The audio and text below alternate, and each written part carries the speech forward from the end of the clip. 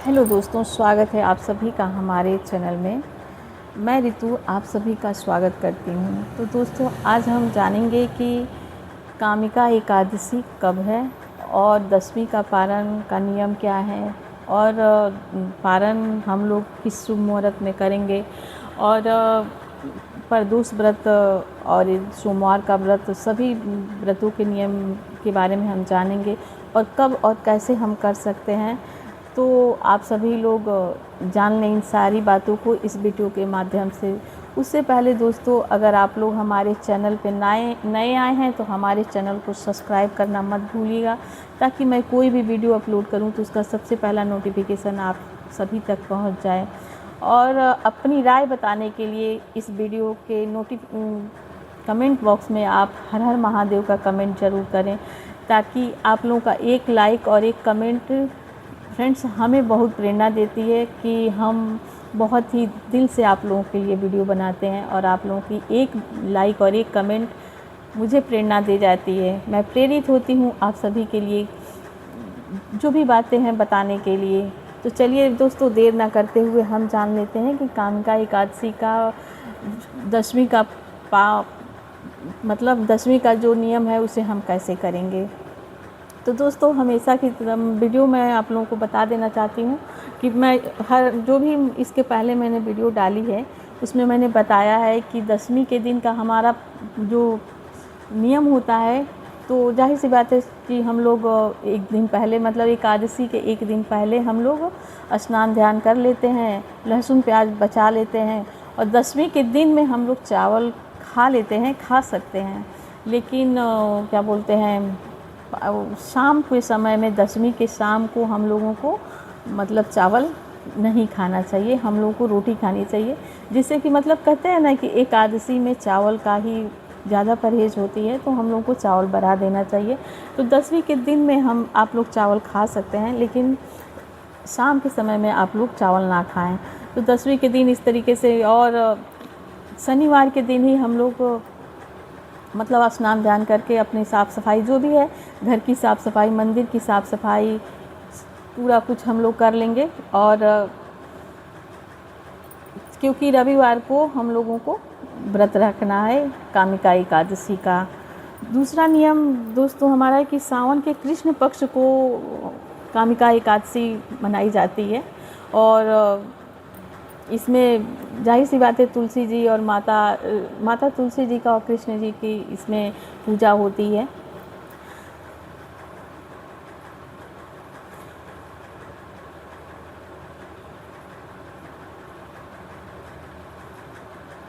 तो दोस्तों 8 अगस्त को हम दसवीं का जो भी पालन है कर लेंगे।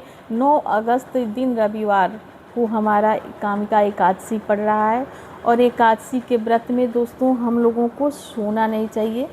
और हम जानते हैं कि जब हम लोगों को ये बताया जाता है कि आप सोना नहीं है, जैसे हम लोगों को मालूम है कि आज हम लोगों को नहीं सोना है, तो हमें नींद आती ही आती है। जब हम लोगों के पास समय हो कि सो लेते हैं तो हम लोग नहीं सो पाते हैं। लेकिन अगर हम लोगों के पास होता है कि समय नहीं है, हम लोगों को नहीं सोना है, तो हम लोग सो ही जाते हैं। ऐसा देखते होंगे आप लोग कि आप सभी के साथ भी होता होगा, पता नहीं आप सबके साथ होता है कि नहीं, लेकिन हमारे साथ तो ज़रूर होता है। और रविवार के दिन तुलसी जी को नहीं तोड़ना है। तुलसी जी हम लोग शनिवार की दसवीं वाले दिन ही हम लोग शाम के समय या फिर दोपहर के समय, सुबह के समय तुलसी जी को तोड़ के रख लेंगे। और हम लोग 9 अगस्त को तुलसी जी को हम लोग स्पर्श नहीं करेंगे, जल नहीं देंगे।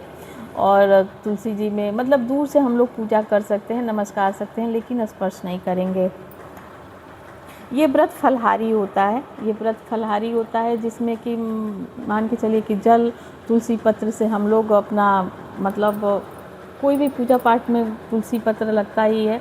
और फलहारी में हम लोग जैसे फलहारी का होता है कि हम लोग जो दान भी करें ना, जैसे व्रत में होता है ना, आज हम लोग का व्रत है तो हम लोगों को कुछ दान करना चाहिए। तो व्रत में हमें क्या करना है कि जैसे फल दान कर सकते हैं, दूध दही दान कर सकते हैं, लेकिन अनाज का दान नहीं किया जाता। पैसे का दान कर सकते हैं, अनाज का दान नहीं किया जाता है। तो हमें अनाज का दान रविवार 9 अगस्त को अनाज का दान करने से हम लोग को बचना है। पारण हमारा 10 अगस्त को है। 10 अगस्त को दिन सोमवार का पड़ रहा है और पारण हमारा जो है 10 अगस्त को है, दिन सोमवार पड़ रहा है और हम सभी लोगों का जो सोमवार का जो व्रत है सावन का वो भी पड़ रहा है। तो और उसी दिन प्रदोष व्रत भी पड़ रहा है। तो ये 3 व्रत एक साथ में हो गया है। जैसे कि आपका कामिका एकादशी हो गई 9 अगस्त को, 10 अगस्त को सोमवार का व्रत पड़ रहा है और 10 अगस्त को प्रदोष का व्रत भी पड़ रहा है। तो ये दोनों तो एक साथ रहा जा सकता है, लेकिन कामिका एकादशी और ये मतलब ये तीनों व्रत आप लोगों को कैसे करना है आप लोग देख लीजिएगा। अगर मैं तो कहूँगी कि अगर आप लोग चाहें तो एकादशी का व्रत करने के बाद द्वादशी को जब आप लोग पारण कर लें, मतलब पूजा पाठ शिव जी की करने के बाद आप लोग चाहें तो भोजन कर सकते हैं। लहसुन प्याज वैसे भी सावन में हम लोग उपयोग नहीं कर रहे हैं, तो आप लोग लहसुन प्याज को बचा करके सावन में आप लोग पूजा पाठ करके चाहें तो भोजन कर सकते हैं। बाकी अगर आप लोगों की शरीर साथ दे रही है तो आप लोग भोजन मतलब व्रत भी रख सकते हैं। आप लोग अपना देख लीजिएगा कि कैसे कर पाते हैं कि नहीं कर पाते हैं। ये हो गया। और अगर आप लोगों को रहना ही है तो जैसे कि हम लोग कामिका एकादशी का भी व्रत रहे और हम लोगों को दसवीं का पारण भी चाहिए और हम लोगों को शिव जी का भी व्रत रहना है, प्रदोष है तो वो भी रहना है। तो हम लोग क्या करेंगे कि तुलसी जी लेकर के और गंगा जल, इससे हम लोग अपना व्रत तोड़ लेंगे कामिका एकादशी वाला, और बाकी हम लोग सोमवार का व्रत रह जाएंगे। और जिनको द्वादशी का व्रत जो प्रदोष का व्रत रखना चाहते हैं वो प्रदोष का व्रत रख लेंगे। तो इस तरीके से आप लोग समझ गए, इस व्रत को हम लोग कर लेंगे। बहुत लोग कहते हैं कि सावन में दूध दही नहीं खाना चाहिए, लेकिन आप लोग सोचिए अगर दूध दही हम लोग नहीं खाएंगे तो कैसे रह पाएंगे। दही अगर आप लोग चाहें तो परहेज़ कर सकते हैं, लेकिन दूध के बिना कहाँ चलने वाला, दूध तो खाना ही पड़ेगा। दूसरा नियम हमारा आता है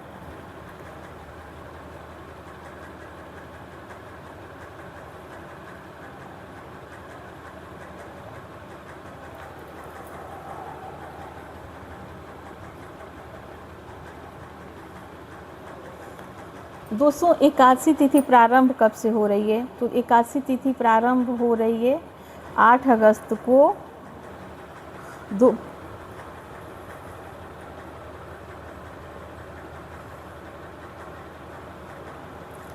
दोस्तों एकादशी तिथि हमारी प्रारंभ कब से हो रही है? 8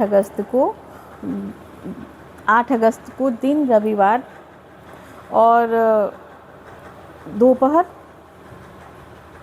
2 बजे से, और 10वीं के मतलब 9 अगस्त को 11:04 तक है, और 9 अगस्त को 11:04 तक रखा जाएगा। 10वीं को पारण है, 10 अगस्त को हमारा पारण हो जाता है दिन सोमवार। तो पारण का शुभ मुहूर्त है दोस्तों 5 बज के मतलब 10 अगस्त को पारण का शुभ मुहूर्त है 5:48 से सुबह 8 बजे तक। तो पारण में भी हम लोग जैसे द्वादशी का जब हम लोग पारण कर लेते हैं तो पारण में भी हम लोगों को एक बार ही भोजन करना होता है, और व्रत में भी द्वादशी वाले दिन भी हम लोगों को नहीं सोना होता है। तो अगर आप लोगों को नींद आती है, अक्सर आ ही जाती है, तो आप लोग क्या करिएगा कि अपने आंचल में तुलसी का एक पत्ती बांध लीजिएगा, ताकि आप लोग मतलब फिर आप लोग अगर गलती से हो भी जाता है तो वो गिनती में नहीं होगी और आप लोग व्रत कर सकते हैं। तो उम्मीद करती हूँ दोस्तों कि आप सभी बातें समझ गए होंगे। और फ्रेंड्स, अगर कोई भी बात अगर आप लोगों को जाननी है तो प्लीज़ आप लोग कमेंट करके बताइएगा। और मिलते हैं फ्रेंड्स एक नए वीडियो में, तब तक मुझे इजाज़त दीजिए। हर हर महादेव।